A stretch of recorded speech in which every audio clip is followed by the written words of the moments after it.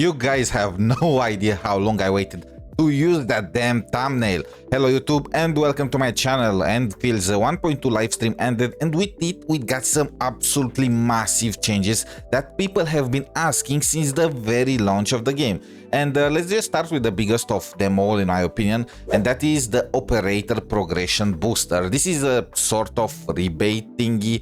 Level out a character and you'll get back a portion of the materials used. One of the biggest issues the game has is the lack of materials to upgrade your characters. And if you want, you can think of this like a permanent discount to stamina that you'd otherwise use for domains. With this we are going to be able to just finally max out our characters, not just the core of their kits like the ultimate or the battle skill. Most people are just focusing on the DPSs and they don't even bother leveling up the sub DPS or the supports, stuff like that. Of course, we're gonna have to wait and see the quantity, the actual quantity of resources that we are gonna get. But this is a nice step forward nonetheless. And best of all, this is retroactive. In other words, you're gonna get the rewards for the characters already leveled up, which is gonna come in handy considering 𝗖cie𝗽𝗆𝗵𝘁 is coming in the next patch. She's an electro DPS that depends a lot on enemies having electrification applied on them. In other words, you are looking at 𝗿𝗆𝗆𝗵𝘁. Again, I swear she is the Bennett of Endfield. And together with 𝗿𝗆𝗆𝗵𝘁, her most likely partners are gonna be Arknights and probably 𝗖cie𝗽𝗆𝗵𝘁. This Electro team is already widely considered the most comfortable, the best feeling team to play in the entire game. It just lacked that extra punch, and now 𝗿𝗆𝗆𝗵𝘁 more than makes up for it. I can't wait to try it out, and I have not been able to do it before because many of you, myself included, probably did not even bother leveling this team.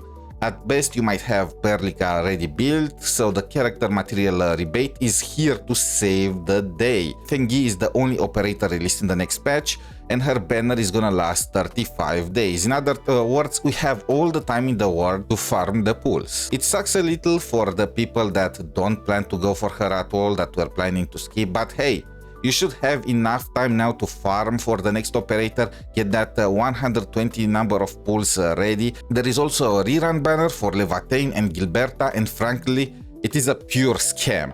There are only 4 characters on the banner: laevatain, 𝗆𝗿𝗆𝗆𝗵𝘁, pogranichnik, and ardelia. So you already have a 50-50 chance to get a standard character instead of the premium character like laevatain or 𝗆𝗿𝗆𝗆𝗵𝘁 that you'd want. And yes, ardelia and pogranichnik are pretty much the best standard characters that you can possibly get, but ardelia was given for free at the start of the game, and many people already used the selector in order to get pogranichnik, so yeah. And even if you are missing both, it is still very bad. It will be a 50% chance to hit the operator that you would want, but on the regular banner you already have that 50% chance. On top of having like what, 7% extra chance to lose the 50-50 and still get one of the previous 2 premium operators, I managed to somehow pull on Rossi's banner and get tangtang, which was crazy and it felt so good, but you can't do that here. And they also did not mention anything about the PT or if it will allow you to pick which of the 6 stars you get. It's just bad all around. The AAC, as always, gets an update. The factory must grow with a new zone, where, well, the new AC and the new materials. Hey, you know where to look for blueprints on the day of the release. Don't you worry, I got you. The conduit connection will also be marked on the map from now on, so it will be so much easier for all of us. I can just show you the map so you see how they are connected, and you can just copy paste the blueprint easier than ever. I am very concerned, however, about the new gear materials. We had 𝗖𝗍𝗍 components, then we got cuprium components, and now we get 𝗍𝗍𝗍𝗆𝗍 components for the new set pieces. And this is the question, right? Are they gonna release a new type of component with every new set addition, every new set expansion? What about 1 year from now? We are gonna have what, 11, 12 different components for gear? That's gonna be so bad, especially for new players. Where we are gonna fit all of this in the AAC to just not have to demolish everything and set it up again? Like this is so bad. I don't know what they're thinking.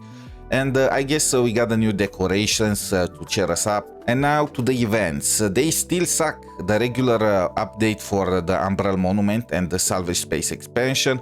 I'm gonna give them credit. I do not expect them to just give another expansion for the Salvage Space so fast. Rerun of the food event, because we all loved that one. Another similar event, just instead of food, you bring different materials from the 𝗖cie. They are just login events.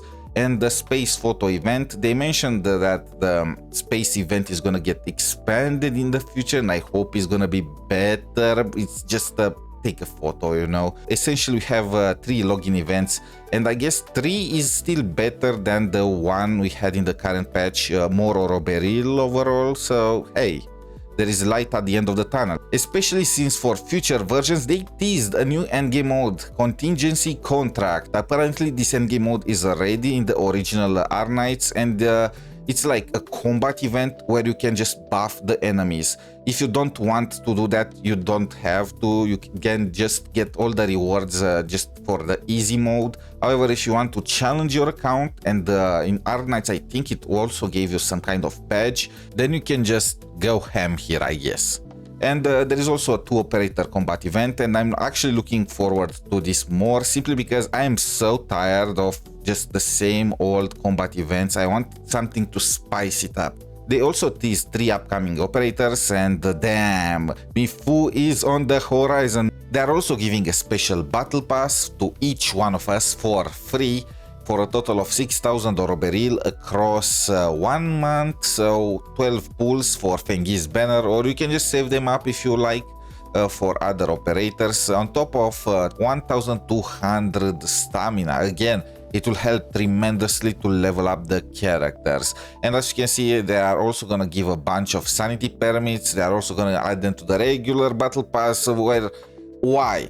Just why is this thing still in the game? Nobody likes them, bro. Even Genshin, with their crystal fly system, they decided, you know what, it's a dumb system. We are gonna give you a trap to get crystal flies, a bunch of them per month, so you don't have to go out of your way to collect them. Endfield, why are sanity permits in the game here? Like, come on, just remove them completely. Nobody is spending in this game for the permits. Like, there is literally no reason. You are just making the players frustrated. Overall, this is a nice step forward for the game. It shows that devs are willing to make changes, but in my opinion, it's still not enough. It just fixed one of the core issues, but there are so many others. I gave up on them changing the gacha and making the PT carry over, so let's just throw that away. But the pool tickets expiring, the stamina expiring, the multi that you get if you pulled 60 times, and you can only use on the very next banner, otherwise it will expire. And we kind of have a new issue now on our hands, since if this is how they plan to treat reruns in the future, I am very concerned. It's pretty much a worse banner than the regular banners. I hope it's just like their way to, I don't know, maybe fill the time. I just hope they are gonna change the way that banner works. Maybe they are gonna do it like in Arknights and add the characters to the standard banner for the future, who knows. But that's for another day. Thank you all for watching. Until next time, have a wonderful day, good luck with your pulls, and bye for now.